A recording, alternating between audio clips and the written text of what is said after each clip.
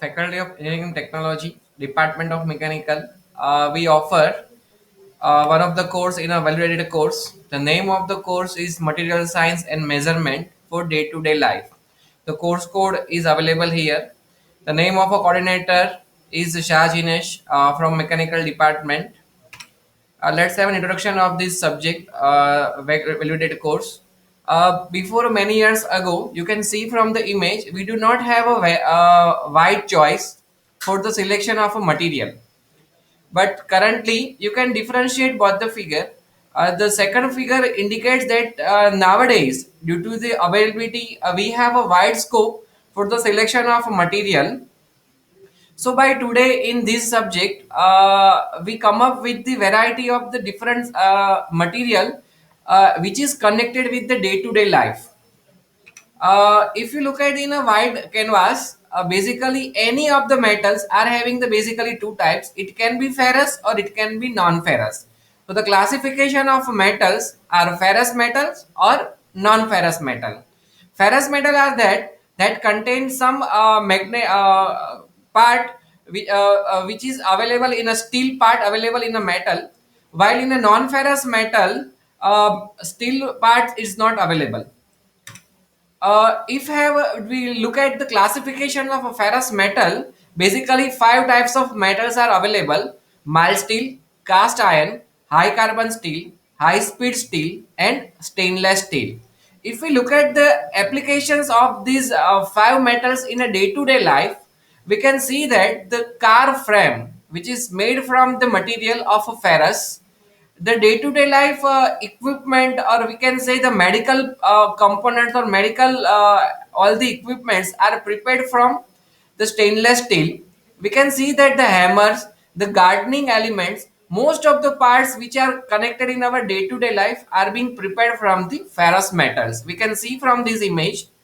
If we look at the classifications of non-ferrous metals, the non-ferrous metals are broadly classified by the aluminum, copper, zinc, tin, lead, silver, gold, and magnesium. So there are the eight metals which are come across this classification of non-ferrous metal. If we look at the broadly, the applications of non-ferrous metals are, we can see that we all are aware with the aluminum panels, we are aware with the aluminum foil, we are aware with the kitli which is made from the copper, bucket which is available in our day-to-day life, the aluminum foil, the gold which is very much famous right now, the silvers.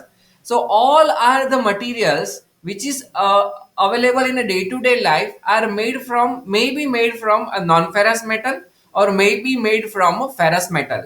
So under this category, we will study the different materials and its properties, like its strength, it's a corrosion material or corrosion behavior, etc. We will study under the first module, that is a ferrous and non-ferrous metal.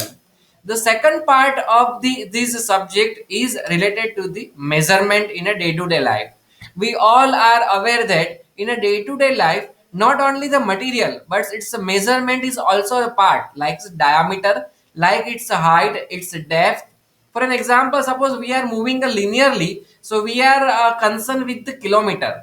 If we moving along the angular, so the angle is concerned with us. So the measurement of the our movement or the movements of any equipment is concerned also right now.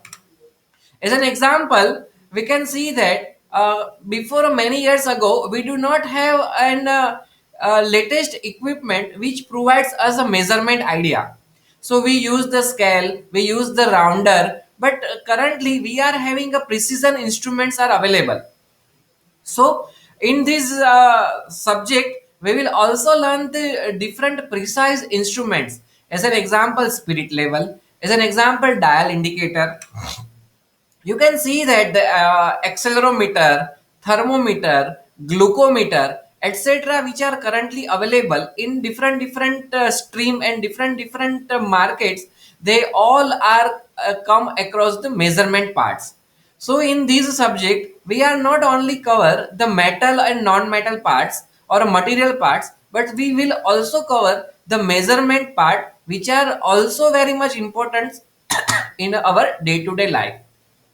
So this subject is not only a part of an engineering, but in this subject we will also cover the non-engineering part, which is very much important for the science stream, which is very much important for the pharmaceutical field, or which is very much important for the management students also.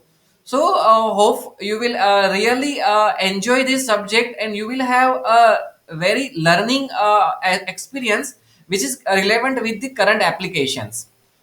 So hope you have at least gone through this subject.